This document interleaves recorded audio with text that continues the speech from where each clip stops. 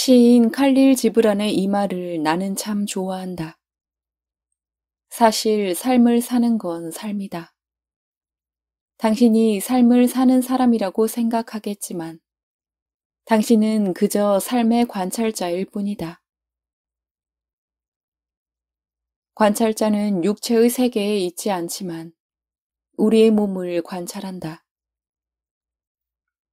관찰자가 되려면 자기 안에서 빠져나와 내 삶에 어떤 일이 일어나고 있는지 제3자의 시각으로 봐야 한다. 정신적 인식을 높이고 이를 통해 성취감, 목적, 자유로 가득한 인생을 만들고 싶다면 아무리 힘들어도 반드시 자신과 결과를 분리해야 한다. 스스로 삶에서 발생하는 모든 일을 관찰하는 사람으로 여겨라.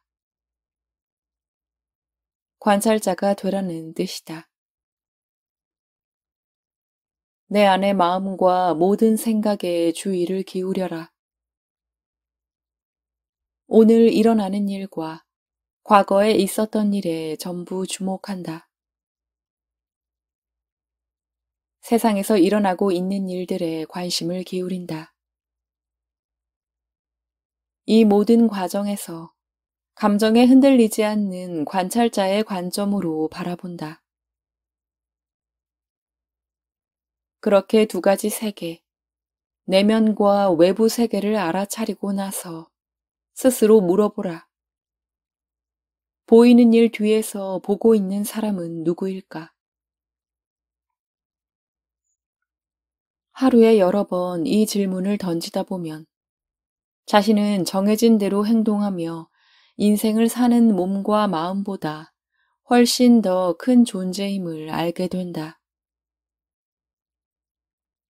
보이는 일 뒤에서 관찰하고 있는 진정한 자신의 존재를 깨달으면 새로운 차원의 평화와 창의성을 얻는다. 내 인생을 바라보는 존재를 눈치채기 시작하면 나는 지금 겪고 있는 문제보다 훨씬 더 큰 존재임을 알게 된다. 나는 나를 방해하는 존재가 아니다. 고통스러운 건 단지 몸일 뿐이다. 나라는 존재는 고통받을 수 없다.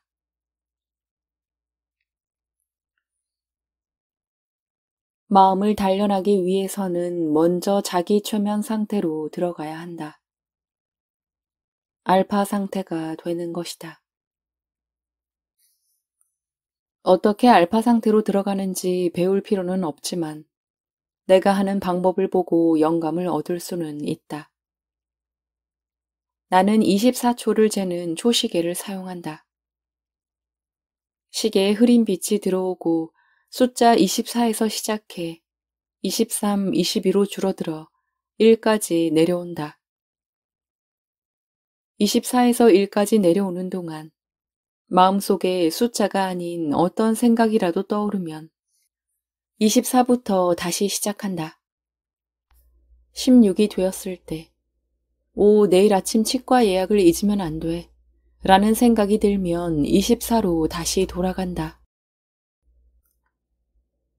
이렇게 명상을 연습할 때는 참을성을 발휘해야 한다. 카운트다운을 할 수 있다면 어떤 시계나 타이머도 좋다. 하지만 시간을 너무 길게 잡거나 너무 짧게 잡으면 안 된다. 그러니 나처럼 24부터 시작해보자. 생각을 비우며 1까지 내려가려면 며칠이 걸리겠지만 계속한다. 중간에 끼어드는 생각 없이 24에서 1까지 갈 수 있다면 알파 상태가 된 것이다. 팔을 올렸을 때 아주 가벼운 느낌이 든다면 알파 상태에 진입했다는 걸 알 수 있다. 아니면 갑자기 머리에서 아무런 무게가 느껴지지 않을 수도 있다. 마치 몸을 벗어나기 시작한 것처럼 말이다. 그렇게 며칠 혹은 몇 주가 지나면 24초를 재는 초시계가 없이도 알파 상태로 들어갈 수 있다. 그냥 호흡만으로 알파 상태에 진입하게 된다. 알파 상태가 편안해지면 높은 자아와 의논할 주제를 꺼낼 수 있다. 인생이나 아이들로 인해 겪는 어려움, 인간관계, 가야 할 목적지, 망설이고 있는 결정 등에 관해 질문을 던질 수 있다. 명상에 진입하면 우리는 물질 세계를 떠나 형체와 차원이 없는 생각의 세계로 들어간다. 그러고 나면 자신이 관찰자이며 스스로 생각하고 생각에 반응하는 모습을 지켜보고 있다는 걸 깨닫는다. 그런 상태에서 이런 질문을 던져보자. 이 문제에 관한 해결책이 무엇일까? 이 문제에서 나는 무엇을 할 수 있을까? 배우자와 왜 이렇게 힘든 시간을 보내고 있는 걸까? 직장에서 이 사람과 왜 끊임없이 부딪히는 걸까? 이 지점에서 항상 실패하는 건 나의 어떤 부분 때문일까? 그러면 높은 자아로부터, 내면의 신성한 에너지로부터 우리의 의식 속으로 답이 흘러든다. 이제 매일의 생활 속에서 명상을 적용해보자. 고객과의 회의를 앞두고 명상하면서 회의가 어떻게 진행되면 좋을지 보라. 다른 사람의 행동이나 반응은 그들의 것이므로 우리가 통제할 수 없지만 우리 자신은 통제할 수 있다. 내 마음이 얼마나 평온한지, 내가 얼마나 결과에 집착하지 않는지 보여줌으로써 상대방이 내게 반응하는 방식에 영향을 줄 수 있다. 무엇을 얻을 수 있을지 보다는 어떻게 상대방을 도울 수 있을지에 집중하라. 이는 모든 인간관계에 적용할 수 있는 방법이다. 내면의 아름다움과 기쁨을 찾고 이 관계를 어떻게 이어나가고 싶은지 보라. 처음 규칙적으로 명상하는 연습을 시작했을 때 나는 사람을 만날 때마다 정말 너무 기뻐서 서 있지도 못할 지경이었다. 사람들을 보며 아, 정말 훌륭한 사람들이지 않아? 라고 생각했다. 가족뿐 아니라 전혀 모르는 사람에게도 이런 유대감을 느꼈다. 철학자 블레즈 파스칼은 이렇게 말했다. 인류의 모든 문제는 사람이 혼자 방 안에 조용히 앉아있지 못해서 생기는 것이다. 정말 맞는 말이라고 생각한다. 명상을 하고 나면 누군가에게 상처를 주고 싶다는 생각은 절대 할 수 없다. 명상을 연습하면 체내의 화학물질도 변한다. 사람들이 약물을 쓰면서 그토록 간절히 찾아 헤매는 황홀하고 아름답고 강렬한 기분에 도달할 수 있다. 또 청년들이 마음의 힘을 배우면 거짓 자유에 유혹당하지 않는다. 나는 명상 덕분에 언제든 평화롭고 조화로운 상태일 수 있었다. 그건 정말 멋진 기분이다. 마치 신을 만난 것처럼 말이다.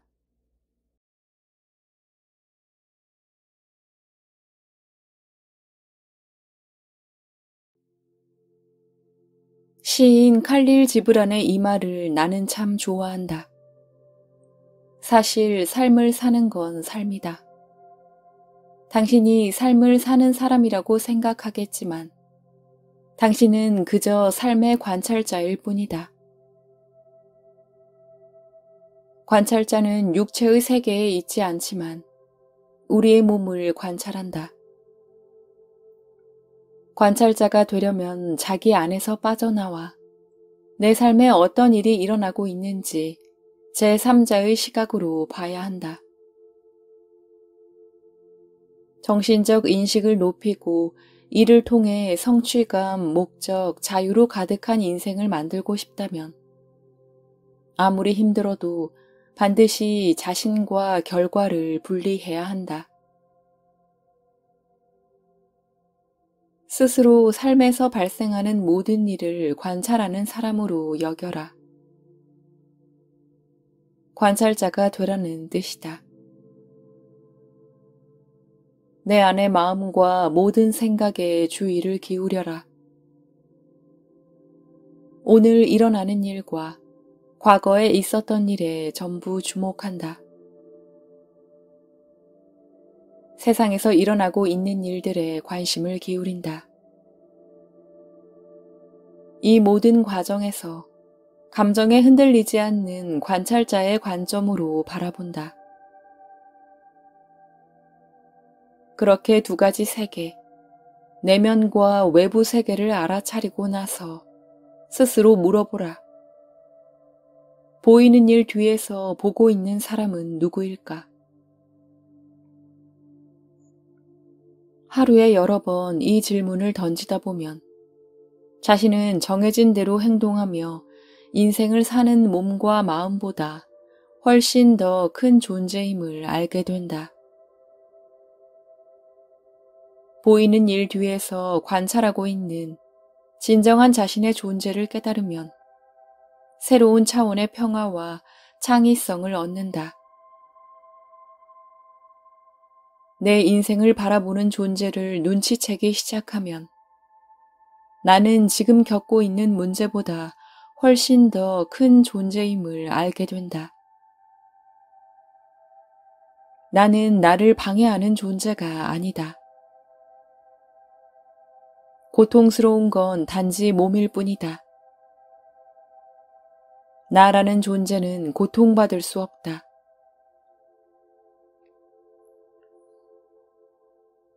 마음을 단련하기 위해서는 먼저 자기 최면 상태로 들어가야 한다.